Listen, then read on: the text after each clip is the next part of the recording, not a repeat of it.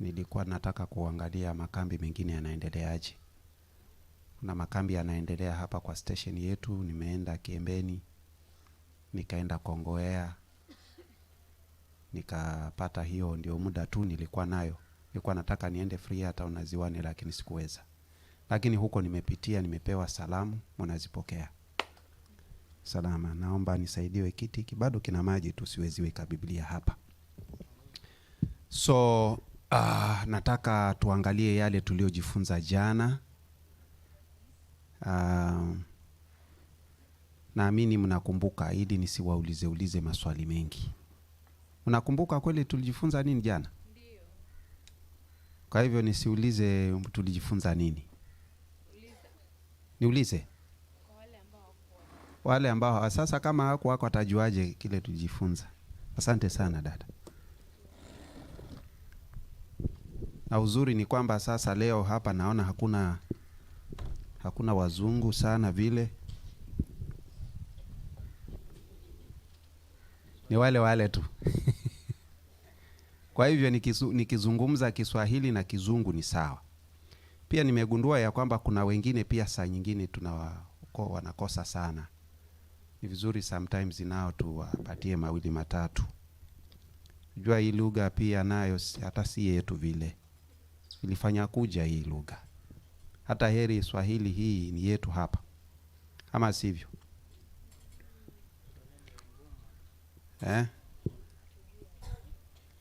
Okay, we have prayed and we will continue with our lesson today. Where did we stop yesterday? Do you remember? Can you be able to remember where we stopped? Which was the last verse we read yesterday? The last text that we read, it was what? Yes. Good. Kama ningekuwa na zawadi ningekupatia. Kwa hivyo ubarikiwe.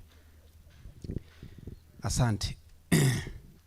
So we were checking the false prophets. Yesterday we said in the Bible there are we read the true prophets of God, which we said the true prophets of God, they give the true prophecy. And then there are the false prophets. They are the prophets of the devil, prophets of doom. But they all have dreams and they have visions. So as we were concluding yesterday, we said that if there could be a way of distinguishing, differentiating the true prophets and the false prophets, so that we may not be misled. Otherwise, if we will not have this knowledge, at the end of the day, you may be following a prophet thinking that you are on the right track, but at the end of the day, you may find that this is just a wolf. And then you end up being doomed. So today we'll start from there. And what we said, I just want to remind you where we stopped. We said the false prophets are the servants of the devil. They do the will of the devil, and their aim is to mislead the people of God. That is the only they don't have any other purpose. They don't have any other aim except their main goal is to mislead the people of God. Is that a good thing? Not a good thing.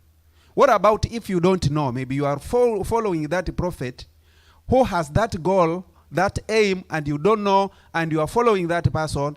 At the end of the day, when he gets lost, you also get lost. So we said we need to know them.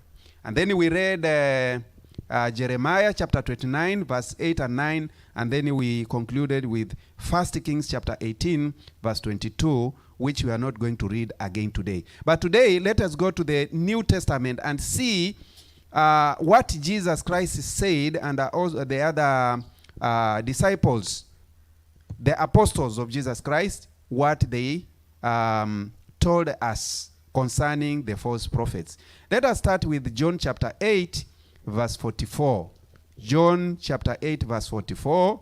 And as I said yesterday, I'm not preaching. I'm just teaching prophecy. I'm not preaching. So it is good that we have verses, because teaching prophecy is like doing Bible study. But remember also what we said yesterday, that prophecy predicts and history does what? That one got lost, that one. We can't remember what we said about history. It confirms, yes. Naona hapa mna mtu ambaye ni very clever, na lakini nafikiri yeye anaandika, nyinyi wengine mnategemea akili zenu, sio? Na akili za siku hizi zimeharibika, hazina nguvu sana, kwa sababu hata vyakula vile tunakula zinaharibu brain zetu, hatuwezi kushika kitu kwa muda mrefu. Plus hizi gadgets zimetudanganya na pia zina damage akili zetu. Kwa hivyo ni vizuri to have a notebook, unaandika, but pia si vibaya hata kama unaweza kurekodi na simu yako, na hizi links niliambiwa ya kwamba hizi hazitapewa washiriki. Elda Ketere. Kwa hivyo sasa tunaona hizi ni za wale ambao hawako hapa, lakini kama tungekuwa nazo pia it is good to refer, kwa sababu when we study like this, na ni uzuri sana kwamba na hizi kuwa na hizi, kwa sababu tunajua ya kwamba even next year but one, una uwezo wa kwenda kutafuta ile link na unaweza kusikiza tu kile ambacho kilizungumzwa. Yaani sasa hii mahubiri haitaisha mpaka Yesu Kristo atakaporudi. Bwana asifiwe. Kwa hivyo utakuwa una mahali pa kuweza kurefer. John chapter 8 verse 44. What does it say? The Bible says, yes. This made the Jews ask, will he kill himself? Is that why he says... Is that John chapter 8 verse 44? Verse 44. Yes. Okay, John 8:44. It says, you belong to your father, the devil, and you want to carry out your father's desires. What are the father's designs? Their father? He was a murderer from the beginning. Is a murderer from the beginning, and then the other thing? Not holding the truth. For there is no truth in him. Yeah, there is no truth in him. So if that person has a servant, the servant also will not have a truth in him. So whatever the desires of the father will be the desires of the servant also. Sawa sawa? Yeah. Yes. Kama wewe una watu wako na wanakufuata wewe na yeye mtu ni muongo, wewe ndio utakuwa wa ukweli? Hawezi kuwa wa ukweli, kwa sababu nyote ni watu wa aina moja. Endelea umalize. When he lies, he speaks his native language. Yes. For he is a liar and the father of lies. He is a liar and the father of lies. And then he has servants.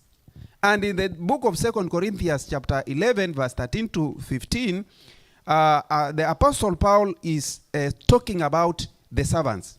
What does he say?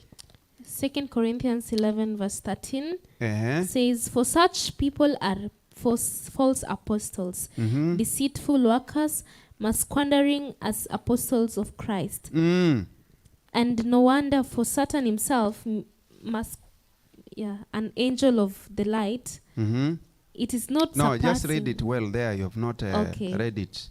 And no wonder, for Satan himself masquerades,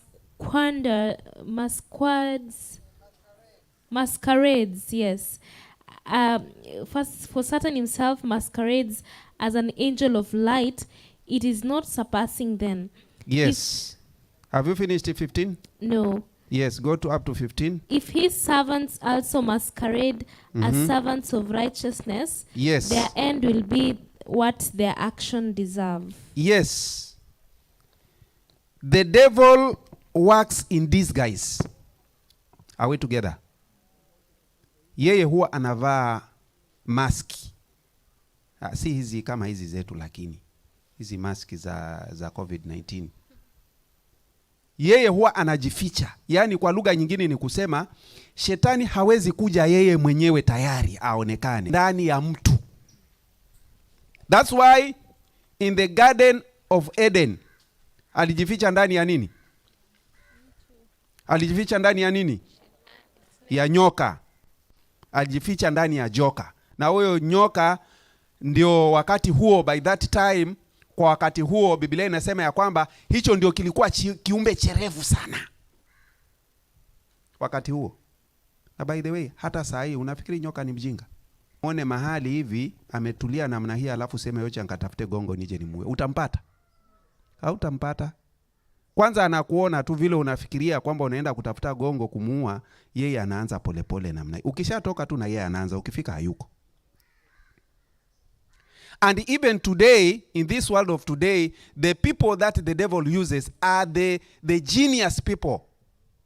The people who are clever, the people who they understand things, those people who understand things, he uses them because he doesn't want to get somebody ambaye anabambanya, hataki. Manake anataka uongo wake usambae haraka.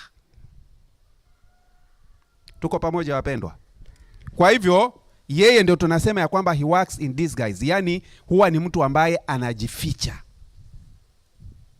Hata sasa hapa tukiwa hapa inaweza kuwa kuna mmoja wao ambaye ni anyway, asiwepo lakini. Asiwepo hapa. Na kama yupo aondoke tayari saa kwa jina la Yesu. Lakini naamini ya kwamba hakuna. Kwa sababu watu hapa wa Serena ni watu wa kuomba Mungu na shetani hana nafasi hapa, maana ameshindwa kwa jina la Yesu. Kwa hivyo, in the book of John chapter 4 verse 1, the apostle John, the prophet, he warns us. What does he say? First John chapter 4 verse 1. Mm-hmm. It says, now Jesus learned that the Pharisees had heard. John. Sorry. The first letter of John. It says, chapter 4 verse 1.